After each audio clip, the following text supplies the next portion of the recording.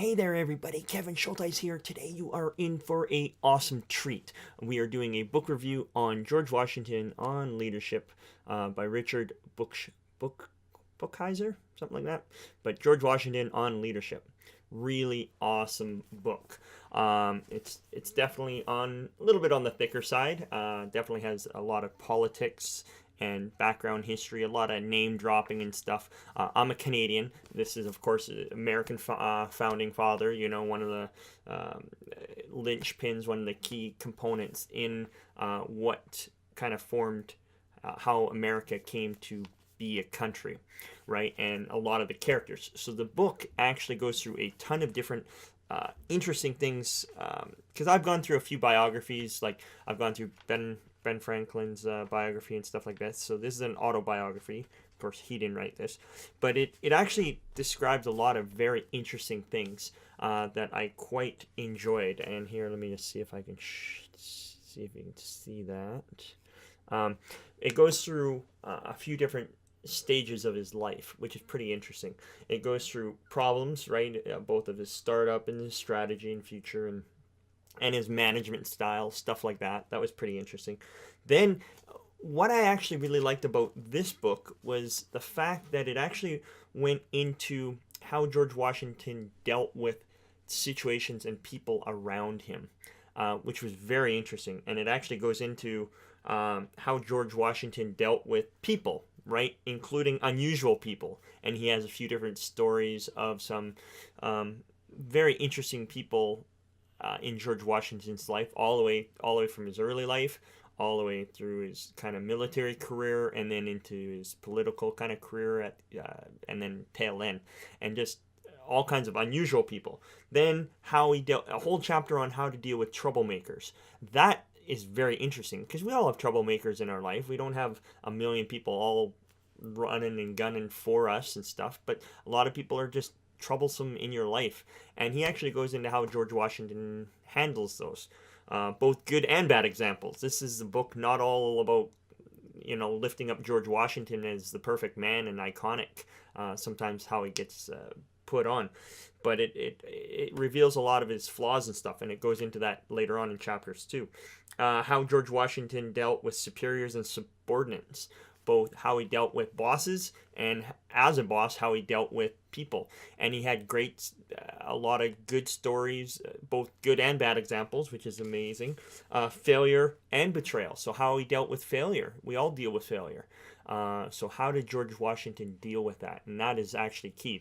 That's actually one of the keys of any leadership. Is one of the key goals is to try to fail and fail often, right? But fail often and fail fast and bounce back and get better and better and better, right? So, and then also betrayal. Sometimes you'll have your best friends, your coworkers, people that you care about, your family. They will be the ones that betray you. And how do you deal with that? So that was very interesting, right? How do you deal with enemies, right? You know, how you deal with the people in your life that are outright against you. So how did George Washington deal with that? That was awesome. How do you deal with allies? Really awesome. How do you treat your friends and stuff that want to be an ally? Or how do you maybe sometimes even make enemies into allies and stuff like that? So that was very interesting. He had a whole topic on sex and drugs and such, courtesy, a lot of just how to deal with life, and also and it's actually, if you go through, as you know, this is a huge book of mine, Resolved, and it's actually the foundation to the mental fitness challenge. But George Washington was one of the 3 examples of people that wrote and read resolutions all the time, right, to get better and better and better. This book doesn't really go into it, but Resolve does. But I knew that in the back of my brain that George Washington would read all these resolutions all the time. So the book goes into it a little bit, kind of, right, bringing out the best in people and how to deal with personnel around you. And then in the final chapters, how to deal with self, how George Washington dealt with himself, which is really interesting. How do you as a leader identify your strengths, right, and bring those out and build on those strengths, right? That's great. Also avoiding your weaknesses, which is really good. Controlling your flaws.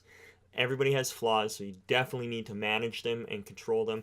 and kind of a succession plan. And for good, for worse, you can set things into motion, but if you don't have a good pattern to follow, anything good that you set up might crumble if you don't have good patterns or good systems in place to have a succession plan, right? So those are actually the titles of the different chapters in the book. Really quite amazing. I got to learn a lot about both George Washington and some of his other people around him, and how he dealt with it. It definitely didn't. It wasn't a pretty. It didn't gloss over any of his negatives. He really identified them really well in the book, and I quite enjoyed it. It is a thorough, awesome read. Now, one of my favorite quotes came right at the very end, which is pretty interesting. It was talking about how people around him. It talked about avoiding your weaknesses, and George Washington was a pretty sucky public speaker. There were a ton of other great leaders in that time period that were amazing writers and amazing speakers.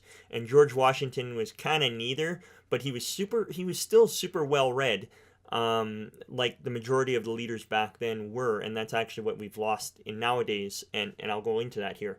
But George Washington knew that he wasn't the greatest speaker in most things, so he barely did any public speaking, and he reluctantly did it if he had to, and he was super not very polished and stuff. So this book doesn't gloss over that fact, but it does go into a couple of other things, which is pretty interesting. One of my favorite quotes is it actually talks about here is the founders did not leave polemical writing to journalists, but immersed themselves in publications and controversy, right? Meaning they didn't shy away from stating their opinions, right, wrong, or indifferent. And there were times, actually, this near the end here was one of the chapters, it actually talked about George Washington's temper, and he would take it to a certain degree, and even some of his shortcomings on his narrow-mindedness, on some of his limited vision, and he got really focused on a certain thing, and for better or worse, it kind of only went so far, and it actually led to some of his failures. But at a certain time, he also knew when to cut it quit. So sometimes he would erupt in a controversy, and he would kind of cause a controversy, but he also knew when to back off and call it quits in terms of having a temper or anger or something, controversy. But anyways, so this is talking about, whatchamacallit, like getting engrossed into some controversy, and it actually says, like, the founders back in the day did that often. Now, I can only think of kind of a handful of people nowadays that get themselves into controversy and be a little passionate with their writing, and the media just jumps all over it, for better or for worse, right? So you can, at the time of watching this, you can probably guess maybe a few people in your time period or in your country that might be a little on the edge when it comes to media. But guess what? All the founding leaders, except for a couple of them, and George Washington wasn't one, he tried to stay out of the limelight as much as possible and out of publications as much as possible, which is pretty interesting. But it actually says here is, today, writing is usually left in politics, left to hired hands and ghostwriters. And our political class today is so illiterate or so pressed for time that it is news when Al Gore writes a book, or Barack Obama writes a readable book, or Fred Thompson blogs something. But in the late 18th century, all the important leaders were in there scrapping, except for two. And it actually talks about Washington not being that good at writing or speaking. And he actually said, I think it was Jefferson as well. Though Jefferson did it for a variety of other reasons, he stayed out of it, although he was a super good writer and whatnot. So Jefferson did it for slightly different reasons, but Washington. But either way, it actually promoted that, getting controversial, getting into writing, getting into reading.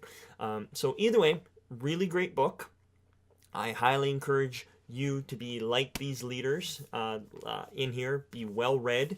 I'd highly recommend that book. And the other book, like I said, a whole chapter on Washington out of the Resolve book, which is the key book to the 13 resolutions out of the Mental Fitness Challenge.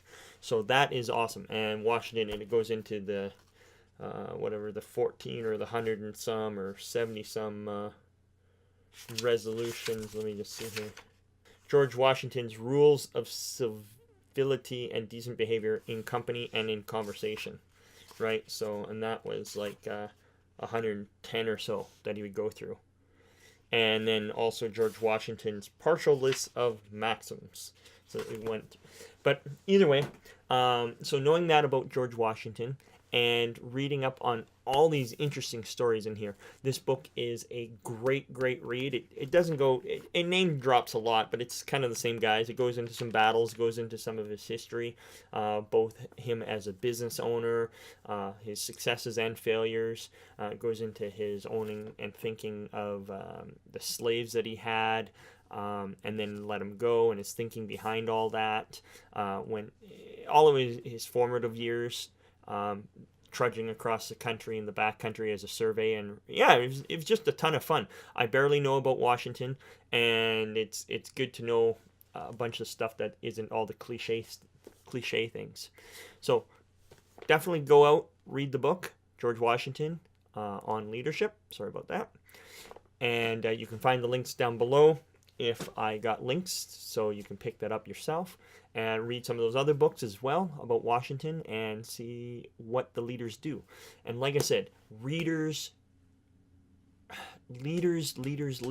are readers. They really are. And the book at the end just kind of encourages you to get leading. But you got to lead people. You got to learn about people. You got to learn where they are. It actually concludes with this. You got to learn where they are and then lead them to somewhere. Give them a bit of a vision and whatnot. And that's how we do it. And you can do that by a variety of different ways. But definitely get to know and be inspired by other people. You don't know where you get inspired from. And learning about other people is one of the best ways. So, great book. I give it, 2 thumbs up. That was awesome. And highly encourage you to get involved in that. So, and yeah, leave me some comments and questions below if you've actually read the book or if you have other George Washington books to read. If you are a Canadian, here's a challenge for you. If you're Canadian, or maybe you're not, and you know of some good books, biographies, autobiographies, some good leadership books on some of our Canadian founders or something like that, that'd be kind of cool. Us as Canadians don't get a lot of Canadian.